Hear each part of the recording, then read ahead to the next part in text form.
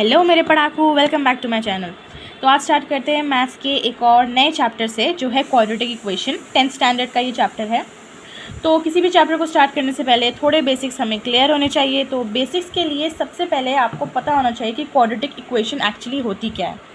आपने और भी चैप्टर्स पढ़े होंगे जिसमें लीनियर इक्वेशन होगा, लीनियर इक्वेशन इन 2 वेरिएबल्स होगा। तो क्वाड्रेटिक इक्वेशन, एक इक्वेशन का मतलब क्या होता है पहले आपको ये पता होना चाहिए। इक्वेशन मतलब इस तरह से लिखा हो, है ना, कुछ समेशन हो रहा हो, कोई मल्टीप्लिकेशन हो रहा हो और इक्वल्स टू के राइट में और लेफ़्ट में कोई ना कोई डिजिट्स हों और एक आपके पास अननोन क्वांटिटी हो। ऐसा भी होता है। इक्वेशंस ऐसी भी होती है कि 2 अननोन क्वांटिटीज़ हों या 2 वेरिएबल्स आप कह सकते हो, जैसे 2 variables. Linear equation in 2 variables भी एक चैप्टर है। तो वेरिएबल का मतलब क्या होता है, कोई ऐसी क्वांटिटी जिसकी वैल्यू हमें ना पता हो या फिर हम उस वैल्यू को चेंज करते रहते हो, जैसे कि x है, y है। अब इन दोनों की वैल्यू कुछ भी हो सकती है। इज इक्वल्स टू 2 लिखा है तो x की वैल्यू 1 हो सकती है, y की वैल्यू 1 हो सकती है ना। तो कंटिन्यूसली चेंज हो सकती है। अब हो सकता है कि x की वैल्यू 1 हो, y की 0 हो। तो वेरिएबल्स वो होते हैं जिनकी वैल्यू वेरी होती रहती है, उनकी वैल्यू चेंज होती रहती है। तो वेरिएबल्स का मतलब ये होता है ना, वेरी करना, यानी कि वैल्यू चेंज होती रहती है। और कांस्टेंट टर्म्स क्या होते हैं, जैसे कि नंबर हो आपका 1 हो, 2, 3, 4, 5, वो आपके कांस्टेंट नंबर्स होते हैं। तो क्वाड्रेटिक का मतलब होता है टू दी पावर 2, है ना। जैसे कि कुछ भी हो सकता है, यहाँ x हो सकता है, y हो सकता है, a b c हो सकता है। तो क्वाड्रेटिक का मतलब होता है टू दी पावर 2, है ना। और क्वाड्रेटिक इक्वेशन भी होती है जिसकी पावर 4 होती है। तो क्वाड्रेटिक इक्वेशन का मतलब ये है कि आपको एक वेरिएबल या 2 वेरिएबल्स इक्वेशन में दिए होंगे, या और उसमें से जो सबसे हाईएस्ट पावर होगी वो होगी पावर 2, है ना। अब एक बात ये समझिए कि देखिए, लीनियर इक्वेशन में x की पावर 1 होती है। लीनियर का मतलब ही होता है 1, और क्वाड्रेटिक में x की पावर 2 होती है। x ही यूज़ होता है यूजुअली। पॉलिनोमियल्स क्या होते हैं, हमने पढ़ा है मोनोमियल, बाइनोमियल, ट्राइनोमियल। पॉलिनोमियल क्या होता है, जब 3 से ज़्यादा हो, जिस 3 से ज़्यादा क्या हो टर्म्स, जैसे कि मान लीजिए ये लिखा है a + b, तो ये क्या हो गया हमारा बाइनोमियल। बाइनोमियल मतलब 2 टर्म्स हैं, प्लस और माइनस क्या करता है, टर्म्स को अलग करता है। मोनोमियल ये लिखा है, ये मोनोमियल हो गया, ये मोनोमियल है, ये मोनोमियल है, क्योंकि इनके पीछे प्लस माइनस नहीं है, क्या है, मल्टीप्लिकेशन। तो जब प्लस माइनस होता है वही सिर्फ टर्म्स को अलग करता है। तो पॉलिनोमियल वो होते हैं जिसमें 3 से ज़्यादा टर्म्स हों, जैसे कि ये, ठीक है ना। अब एक बात आपको पता होनी चाहिए कि रूट्स और ज़ीरोज़ या डिग्री, ये भी कुछ ऐसे कॉन्सेप्ट्स हैं जो इस चैप्टर में यूज़ हुए हैं। तो डिग्री का मतलब क्या होता है, मान लीजिए आपके पास एक इक्वेशन दी हुई है इस तरह से, बहुत बड़ी इक्वेशन है ना। तो इसमें लिखा है x⁴, 2x³ 3x², x1। अब आपसे कहा जाएगा कि इसकी डिग्री बताइए, है ना।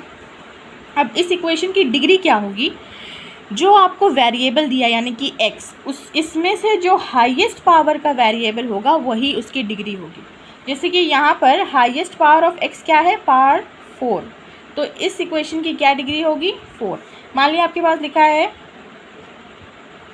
ये इक्वेशन दी है, इसमें डिग्री क्या होगी, x⁴ 2। ज़रूरी नहीं है पहले वाले का, ऐसा भी हो सकता है दूसरे वाले टर्म पे भी हो, पर जो हाईएस्ट पावर होती है वो होती है 2। और जो हमें इतना पता है कि अगर कोई भी पावर नहीं होती तो पावर 1 होती है ना। किसी भी चीज़ की पावर 0 होता है तो उसका मतलब 1 होता है। तो ये सारे छोटे छोटे कॉन्सेप्ट है जो आपको पता होने चाहिए। अब एक और बात ये होती है, वो ये कि जब इक्वेशन में जितनी पावर दी होती है, यानी कि मान लीजिए यहाँ पर x⁴ है, तो इस इक्वेशन के 4 आंसर्स निकलेंगे। उसी तरह क्वाड्रेटिक इक्वेशन में अगर आपके पास इस तरह की इक्वेशन दी हुई है, इसमें हाईएस्ट डिग्री क्या है, स्क्वायर, तो हाईएस्ट डिग्री जो होती है, जितनी ज़्यादा हाईएस्ट डिग्री होती है, जितने ज़्यादा हाईएस्ट नंबर होता है, उतनी ही वैल्यूज़ निकलती हैं। यानी कि इस इक्वेशन को सॉल्व करने में आपके पास 2 आंसर आएंगे। क्यों, क्योंकि x की पावर 2 है।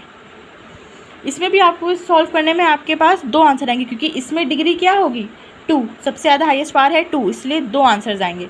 और जो आंसर्स आते हैं उन्हें हम कहते हैं रूट्स या फिर कहते हैं ज़ीरोज़, ठीक है ना। ये देखिए, पावर और एक्सपोनेंट ऑफ x, पावर या फिर एक्सपोनेंट x का, उसे ही हम कहते हैं क्या, रूट्स। तो आपके पास यूजुअली जब क्वेश्चन दिया होता है तो दिया होता है कि find the roots of this equation, find the zeros of this equation, और डिग्री हमने क्या पढ़ा, हाईएस्ट पावर ऑफ x। अब जो मेन कॉन्सेप्ट है क्वाड्रेटिक इक्वेशन का, एक्चुअली क्वाड्रेटिक इक्वेशन एक बहुत इंपॉर्टेंट चैप्टर है। सिर्फ ये मैथ्स में ही नहीं बल्कि फर्दर क्लासेस में केमिस्ट्री, फिजिक्स, सब जगह क्वाड्रेटिक इक्वेशन का यूज़ होता है। तो इक्वेशन बनाना और फैक्टराइज करना तो आपको बिल्कुल इन अ क्लिक आना चाहिए। तो सबसे ज़्यादा ज़रूरी इसमें क्या सीखने को होता है, मेथड ऑफ फैक्टराइजेशन या फाइंड फैक्टर्स।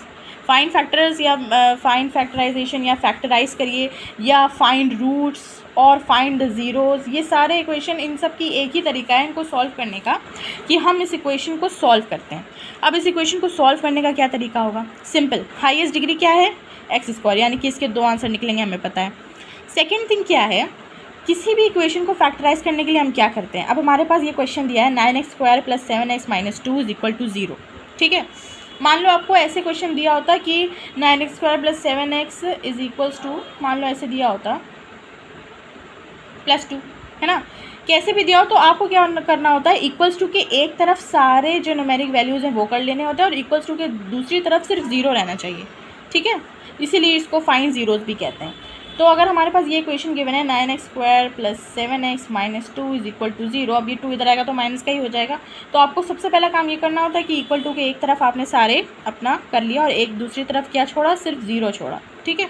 अब इसको सॉल्व कैसे करेंगे, अब हमारे पास x² का कोफिशिएंट क्या है, 9, और ये हमारे लास्ट में न्यूमेरिक वैल्यू क्या है, 2। तो x² के कोफिशिएंट का हम इससे मल्टीप्लाई करेंगे, ठीक। क्या हुआ, 9 × 2 = 18, ठीक। और इस वाले जो हमारे पास डिजिट होगा, यहाँ पे जो भी डिजिट होगा उसके पहले का साइन देखेंगे, क्या है, माइनस, ठीक। अब हमें 18 के या -18 के ऐसे फैक्टर्स करने हैं या 18 के ऐसे फैक्टर्स करने हैं जिन्हें माइनस करने पर 7 आए, ठीक है ना। ये साइन नहीं देखें अगर, तो 18 के हमें ऐसे फैक्टर्स करने हैं कि माइनस करने पे 7 आए। जो भी x² के कोफिशिएंट है उनका आपस में मल्टीप्लाई किया, उनके फैक्टर करे, जो उनका मल्टीप्लिकेशन से आंसर आया, अब ऐसे फैक्टर उसके करने कि इसका आंसर क्या है, माइनस करने पर ये आंसर है, ठीक। क्या हो सकता है, हमारे पास 9 है और 2 है, ठीक।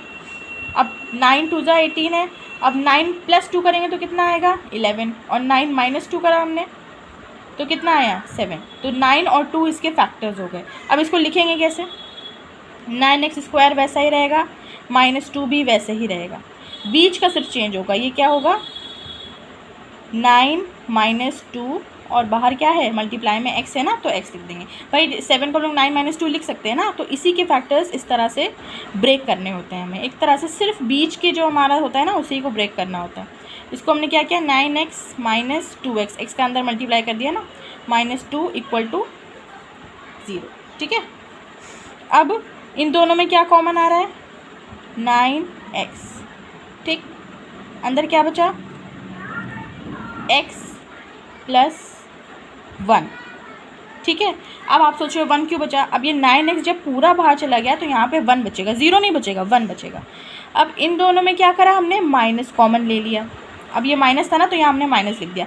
एक बात आपको याद रखनी होती है, मान लीजिए कोई इक्वेशन लिखी है a + b, इसमें से जब माइनस कॉमन लेंगे तो साइन क्या हो जाएंगे, चेंज हो जाएंगे। हमने इसमें से अगर माइनस कॉमन ले लिया तो माइनस ऐसे कॉमन लिया तो ये क्या हो जाएगा, -a - b। जब भी हम माइनस कॉमन लेते हैं तो क्या होते हैं, अंदर के साइन चेंज हो जाते हैं। वैसे ही हमने यहाँ माइनस कॉमन ले लिया, अब माइनस का 2 कॉमन ले लिया, क्योंकि 2 इस टर्म में भी 2 इस टर्म में, उसी तरह यहाँ पे भी 9x इधर भी है, 9x इधर भी है, तो कॉमन लेने का यही एक तरीका होता है। अब हमने -2 कॉमन लिया तो क्या हुआ, हमने क्या कहा था, जब हम माइनस कॉमन लेते हैं तो साइन चेंज हो जाते हैं। ये x क्या था, माइनस का था, 2 चला गया तो क्या बचा, प्लस का x। ये माइनस था, माइनस कॉमन लिया तो ये हो गया प्लस, 2 चला गया तो यहाँ क्या बचा, 1। अच्छा, आपको इन इक्वेशन को सॉल्व कैसे करना होता है कि जो ये और ये ब्रैकेट आ रहा है ना कॉमन लेने पे, ये आपका बिल्कुल इक्वल आए, क्योंकि ये दोनों ब्रैकेट्स हमेशा इक्वल आएंगे, तभी ये प्रूव होगा कि आपकी इक्वेशन सही है, ठीक है। तो हमारे पास एक ब्रैकेट आ गया x + 1, और ये जो बचा हुआ उसको साथ साथ में लिख देते हैं, ठीक है, = 0।